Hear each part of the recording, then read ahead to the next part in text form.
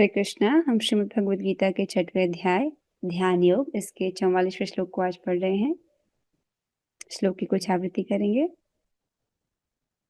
कौन गाना चाहेंगे? माधुरी माता जी, आपसे शुरू करते हैं।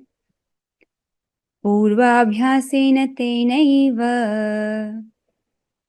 पूर्वाभ्यासेन तेनैव क्रियते ह्यवशोऽपि सः क्रियते क्रियते ह्यवशोऽप्यसः यवसोऽपि सः जिज्ञासुरपि योगस्य जिज्ञासुरपि योगस्य शब्दब्रह्माति वर्तते। सप्तब्रह्माति वर्तते। बहुत अच्छे माता जी। अनीता माता जी, आप गाइए।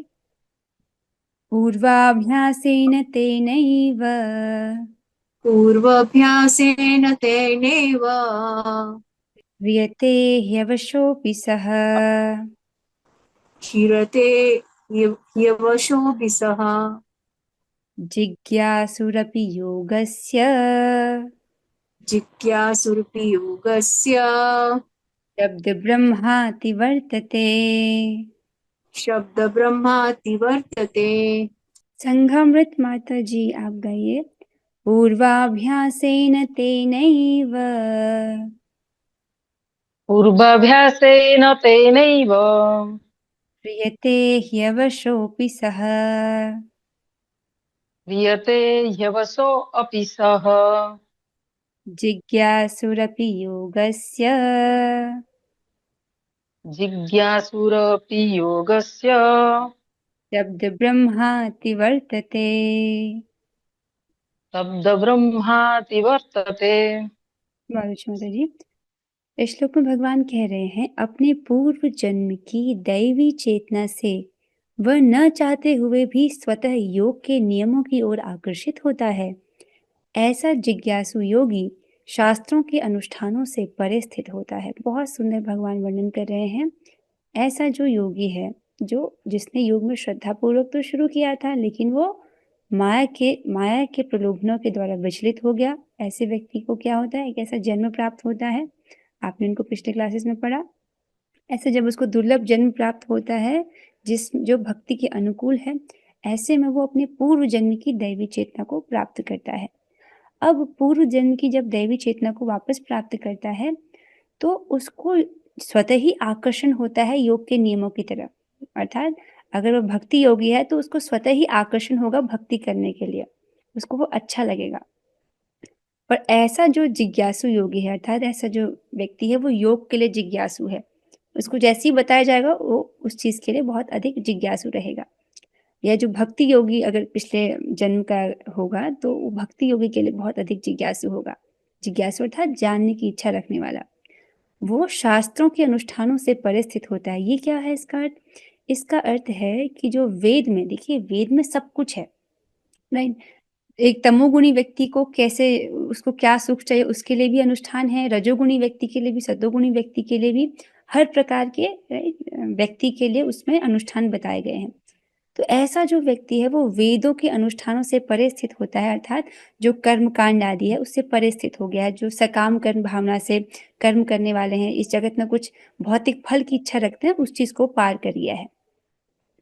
ठीक है, आइए एक बार हम इसके अन्वय को देखते हैं। ही अर्थात निश्चय ही, तेन पूर्वाभ्यासेन एव, उस पूर्व शरीर में किए गए अभ्यास के द्वारा ही।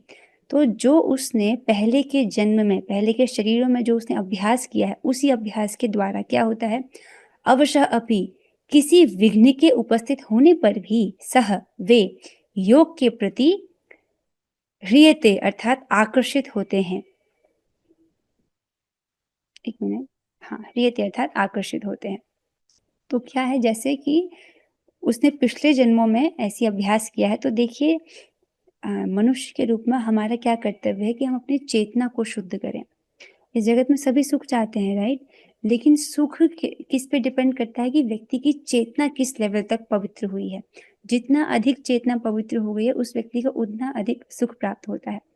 तो इस व्यक्ति ने, जैसे जैसे आप भक्ति करते हो, हर एक भक्ति के प्रयास से क्या होता है? आपकी चेतना कुछ और पवित्र होती है। जितना आपने नाम जप किया, गीता सुना, राइट, एकादशी का व्रत किया, जो भी आप करते हो, उससे क्या होता है, चेतना पवित्र होती है। तो ऐसा जो योगी है उसने पूर्व के जन्म में ऐसे योग के अभ्यास के द्वारा अपनी चेतना को कुछ पवित्र किया था, एक स्तर तक उसकी चेतना पवित्र हो गई थी, एक उसकी चेतना एक स्तर तक पहुंच गई थी। अब जब वो असफल हो गया, उसका शरीर छूट गया, बाद में उसको दूसरा जन्म प्राप्त होता है, तो जैसी चेतना उसने पूर्व जन्म में कमाई थी वही उसको प्राप्त हो जाती है, अर्थात जो उसने कमाया था वो उसको मिल जाता है। ठीक है, लेकिन भौतिक वस्तुओं में ऐसा नहीं होता है। किसी विघ्न के उपस्थित होने पर भी वे योग के प्रति आकर्षित होते हैं, तो अगले जन्म में भी वो योग के प्रति आकर्षित होगा, योग करने के लिए इंटरेस्टेड होगा। योगस्य, योग के विषय में जिज्ञासु अपि, अर्थात जिज्ञासु मात्र होने पर भी शब्द ब्रह्म अर्थात वेदोक्त कर्म मार्ग का अतिक्रमण करते हैं। तो देखिए, वेदों में कर्म मार्ग बताया गया है, सकाम भावना से कर्म, और जो भौतिक फलों के विषय में वर्णन है, कर्म कांड आदि जो वर्णन है, उसका अतिक्रमण कर देता है। अर्थात वो जो वेदों में जो बताए गए फल हैं, इस जगत के भौतिक फल, स्वर्ग आदि जाने की जो इच्छा रखते हैं, ऐसे फल, उनको अभी अतिक्रमण कर देना, अर्थात उनसे भी श्रेष्ठ फल को वो प्राप्त करता है, मोक्ष लाभ करता है, कृष्ण का प्रेम प्राप्त करता है, भगवान की भक्ति प्राप्त करता है। राइट, ये जो वेदों में बताए गए वर्णन है उससे भी श्रेष्ठ वो चीज प्राप्त करता है। आई होप आपको स्पष्ट हो रहा होगा। पूर्वाभ्यासेन तेनैव, अर्थात पहले के जन्म में निश्चय ही जो उसने अभ्यास किया था उसके द्वारा, ह्रियते ह्यवशोऽपि सः, वो आकर्षित करता है, आकर्षित होता है वो किससे, अपने आप ही वो आकर्षित होता है योग से। जिज्ञासुरपि योग से, ऐसा कौन, जिज्ञासु योगी, वो योग के विषय में आकर्षित होता है। और शब्द ब्रह्माति वर्तते, जो शब्द रूपी शब्द ब्रह्म है, अर्थात जो शास्त्र में अनुष्ठान बताए गए हैं कर्म आदि के, कर्मकांड आदि के, उसके भी वो पार चले जाता है, उसका भी वो उसका अतिक्रमण कर देता है। ये बहुत सुंदर है, और इसको भगवान अध्याय 15 में भी कहेंगे। उसमें वो एक अश्वत्थ वृक्ष का वर्णन करते हैं, अश्वत्थ वृक्ष के बारे में बताते हैं, जो कि संसार का एक प्रकार का रूप है, राइट, जो कि इस जगत में उतना व्यक्त नहीं रहता है। तो ऐसा जो व्यक्ति है उस संसार रूपी वृक्ष से आकर्षित नहीं होता है। ये तो हम जो अश्वत्थ वृक्ष है वो तो हम 15वें अध्याय में पढ़ेंगे, बहुत सुंदर है वो। आइए अब हम तात्पर्य की ओर चलते हैं, आपको तात्पर्य से स्पष्ट होगा और अच्छे से। अनुवाद और तात्पर्य कृष्ण कृपा मूर्ति श्री श्रीमद एसी भक्ति वेदांत स्वामी प्रभुपाद द्वारा।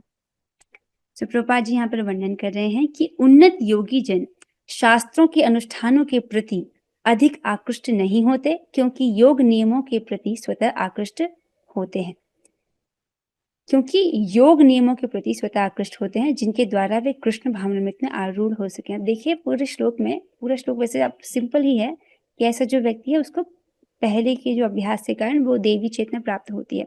लेकिन जो लास्ट वाली लाइन है, हो सकता है आपको ये ठीक से समझ ना आए कि शब्द ब्रह्माति वर्तते, अर्थात शास्त्र को, शास्त्र के अनुष्ठानों का अतिक्रमण कर देता है। इसका क्या अर्थ है, तो प्रभुपाद जी सीधे पहले उसी को समझा रहे हैं। ये हो सकता है कि चौथी लाइन ठीक से नहीं समझ आ रहा, तो उसको समझा रहे हैं। देखिए, जो योगी उन्नत हैं, राइट, योग में आगे बढ़े हुए हैं, वो शास्त्रों के अनुष्ठानों के प्रति अधिक आकृष्ट नहीं होते। क्यों?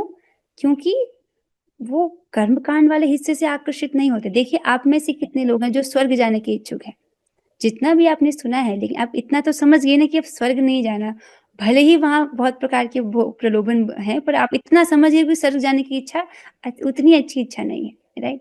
तो ऐसी जो व्यक्ति है, इस प्रकार से कर्मकांड आदि जो अनुष्ठान है उसके प्रति वो इंटरेस्टेड नहीं रहता है, राइट। वो योग के नियम, राइट, किस प्रकार से मैं दिव्य तपस्या करूं, राइट, अर्थात भक्ति के प्रति, नाम जप के प्रति, इस प्रकार के जो अनुष्ठान है जिससे शाश्वत लाभ मिलता है, उसके प्रति वो आकृष्ट है, राइट, जिसके द्वारा वे कृष्ण भावनामृत में आरूढ़ हो सके, अर्थात चढ़ सके, आगे बढ़ सके।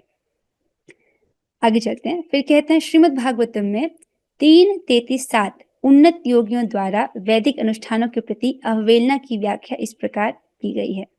तो यदि पूछा जाए कि आप ऐसे बोल रहे, कोई प्रमाण भी है, तो प्रभुपाद जी प्रमाण भी रख रहे हैं। बहुत सुंदर श्लोक है ये, श्रीमद् भागवतम के 3 स्कंद का 33वां अध्याय का 7वां श्लोक है, बहुत सुंदर श्लोक है।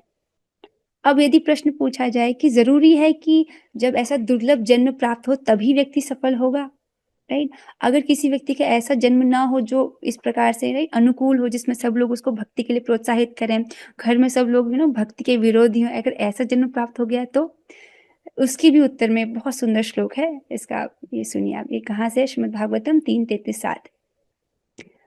अहो बत स्व पचतो गरीयान यज्जिह्वा अग्रे वर्तते नाम तुभ्यं ते पुस्तपस्ते जुहुः सस्नुरार्या ब्रह्मानुचुरनाम गृणन्ति ये ते।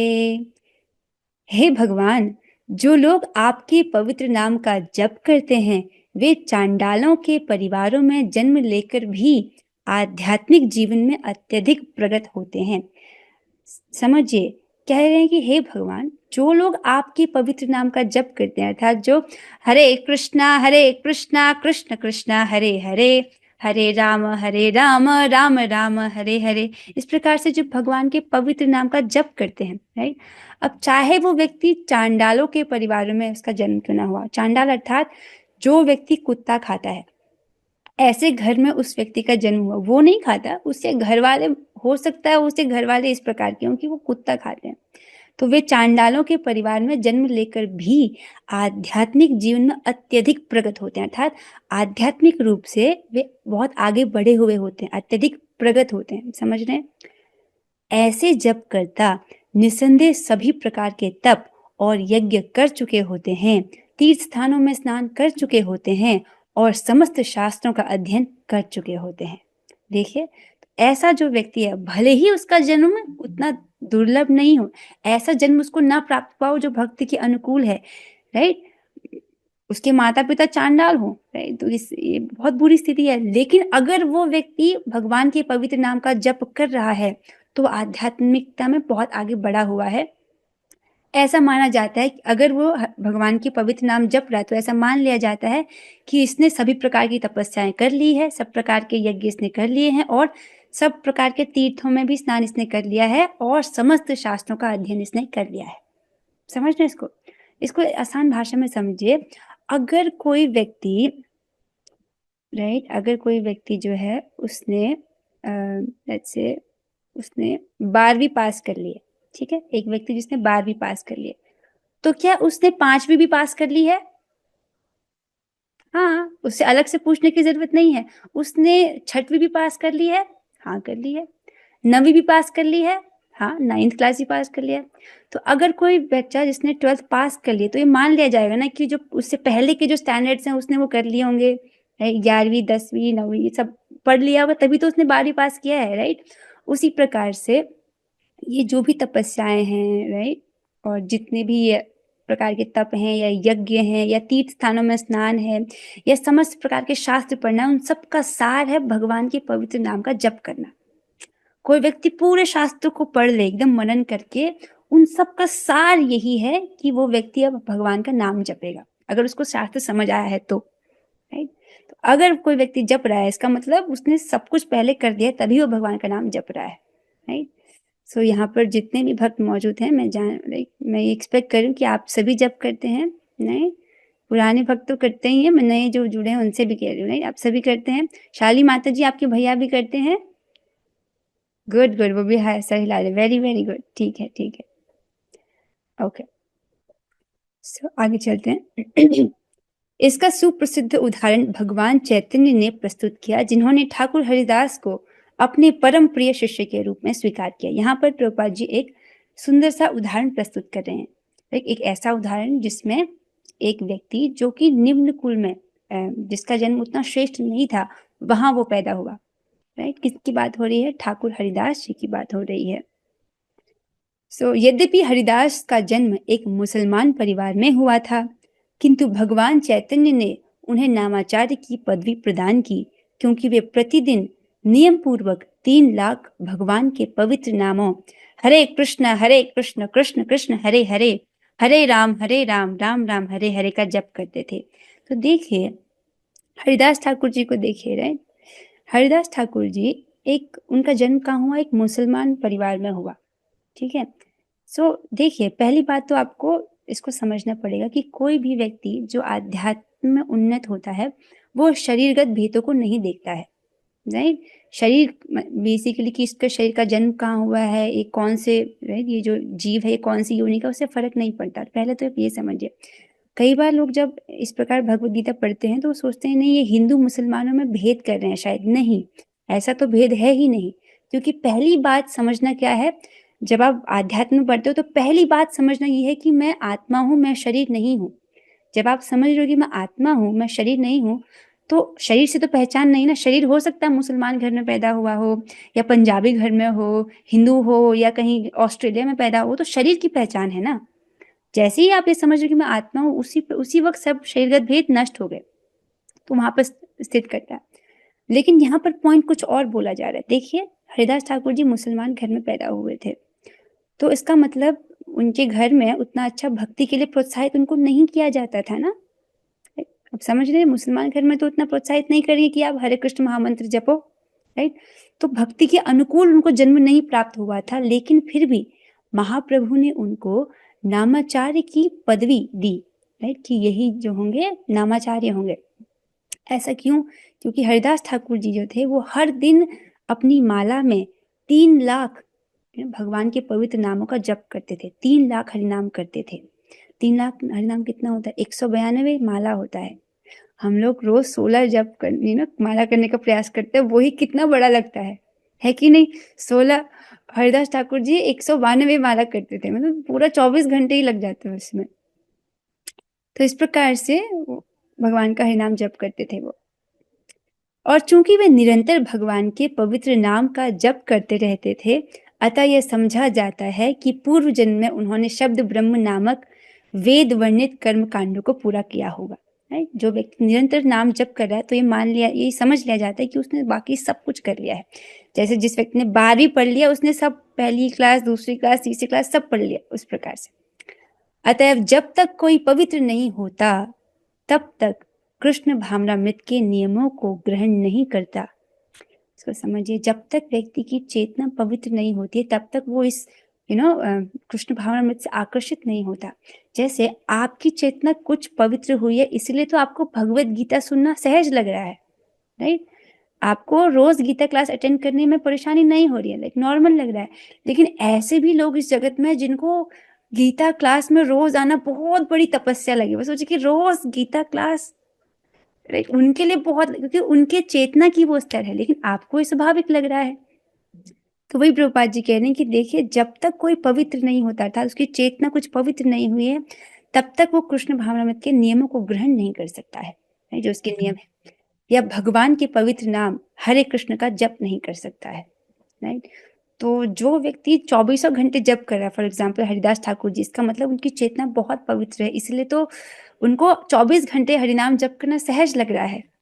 लेकिन हमको सहज नहीं लग रहा है। हम 2 घंटे करने का प्रयास करते हैं 16 माला, वो बहुत बड़ा लगता है हमको। इसका मतलब कि हमारी चेतना को और पवित्र होने की आवश्यकता है, राइट। और उस चेतना को पवित्र करने का सबसे अच्छा प्रबल मार्ग क्या है? हरे कृष्ण महामंत्र जप, राइट। तो जितना जितना जप करेंगे उतना उतना अधिक जो है हमारी चेतना पवित्र होगी।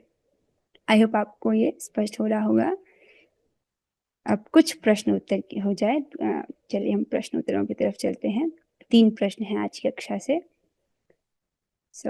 वैसे ये अध्याय बहुत इंटरेस्टिंग है ना। वैसे अष्टांग योग जब सुनते हैं तो लगता है कि नहीं, इसमें उतना कुछ इम्पोर्टेंट नहीं होगा, पर भगवान बहुत अधिक इम्पोर्टेंट विषयों में वर्णन करते हैं, राइट।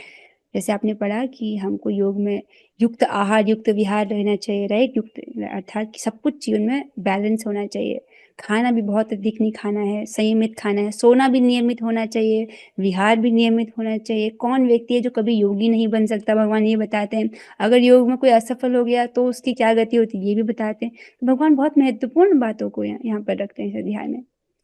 आइए अब प्रश्नों की ओर बढ़ते हैं। जिन भक्तों को प्रश्न के उत्तर पता होंगे वो हाथ खड़ा कीजिएगा। हम पहले प्रश्न की ओर बढ़ेंगे।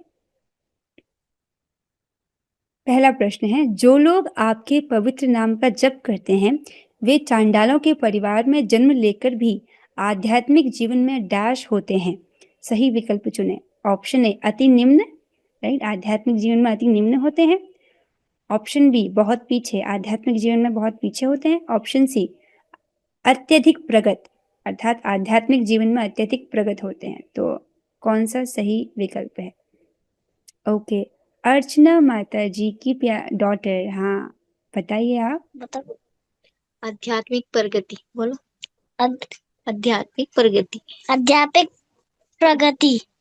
ओके, ठीक है ठीक है, आप दोनों ने बहुत अच्छा उत्तर दिया। दैट्स द राइट आंसर, अत्यधिक प्रगत, राइट। वो आध्यात्मिक जीवन में अत्यधिक प्रगत अर्थात बहुत आगे बढ़े हुए होते हैं। ओके ओके, अगले प्रश्न की ओर बढ़ते हैं। ऐसा जिज्ञासु योगी शास्त्रों के अनुष्ठानों से परे स्थित होता है। इसका अर्थ स्पष्ट कीजिए। अरे ये तो टफ क्वेश्चन है, कौन बताएंगे? अर्चना वर्मा माता जी, आप तो तैयार हैं, बताइए माता जी। उन्नत योगी जन। यस यस यस, बताइए माता जी। उन्नत योगी जन शास्त्रों के प्रति, शास्त्रों के अनुष्ठानों के प्रति अधिक आग्रस्त नहीं होते माता जी। वे योग के जो नियम होते हैं उनके प्रति। ओके ओके, आप कहना चाहते हो जो उन्नत योगी है वो शास्त्रों के अनुष्ठानों से उतना अधिक आकृष्ट नहीं होते हैं, कृष्ण भावना से आकृष्ट होते हैं। हम यहाँ तक सुन पाए। ओके ठीक है, और कोई भक्त प्रयास करना चाहेंगे दूसरे प्रश्न का उत्तर?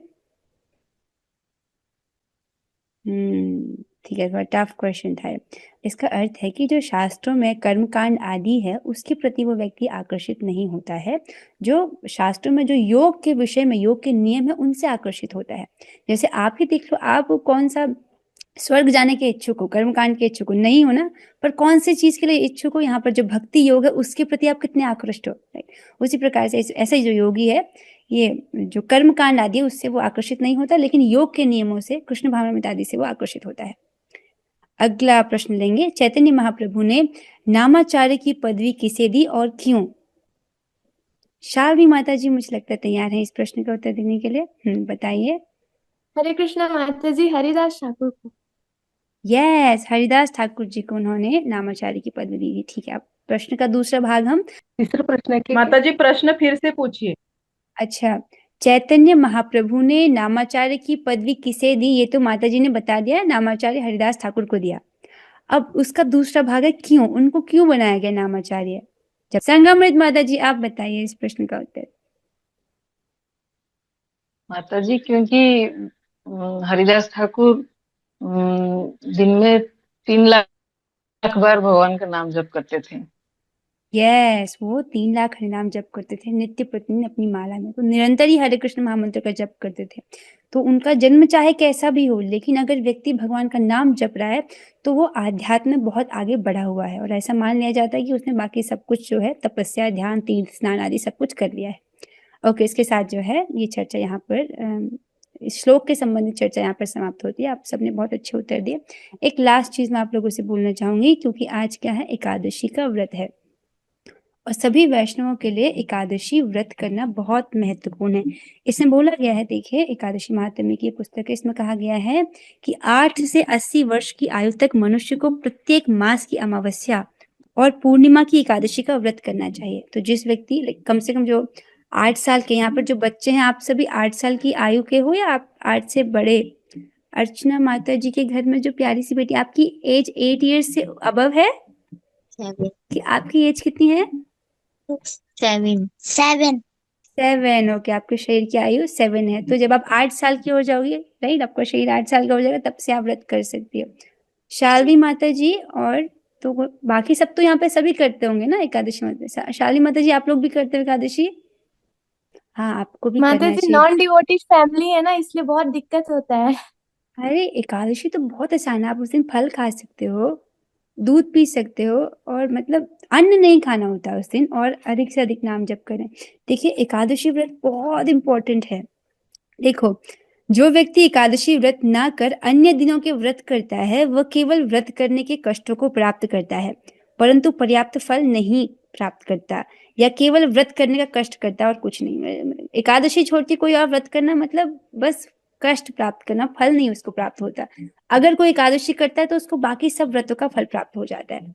अगर आप करना चाहेंगे तो आप कर लेंगे, राइट? बहुत आसान होता है, उस दिन तो बहुत कुछ खा सकते हैं, बस अन्न नहीं खाना होता, राइट? जो अन्न है और बाकी कुछ चीजें हैं उसका आप ध्यान रखिएगा। आशा आप सभी ने व्रत रखा होगा। अब हम इसी के साथ आज की कक्षा को यहाँ पर विराम देते हैं। आप सबके सहयोग के लिए बहुत बहुत धन्यवाद। आइए अब हम 3 बार हरे कृष्ण महामंत्र करेंगे। अपने माइक ऑन कीजिए, हम सभी साथ में करेंगे। हरे कृष्णा कृष्ण कृष्णा हरे हरे, हरे राम राम राम राम हरे हरे। हरे कृष्णा कृष्ण कृष्णा हरे हरे, हरे राम राम राम हरे हरे। हरे कृष्णा कृष्ण हरे राम राम राम हरे हरे। श्रीमद् भगवद गीता की जय, श्रील प्रभुपाद की जय। ऑल ग्लोरी टू श्री गुरु गौरांगा। हरे कृष्णा। आप सभी भक्तों के सहयोग के लिए बहुत बहुत धन्यवाद। Thank you so much.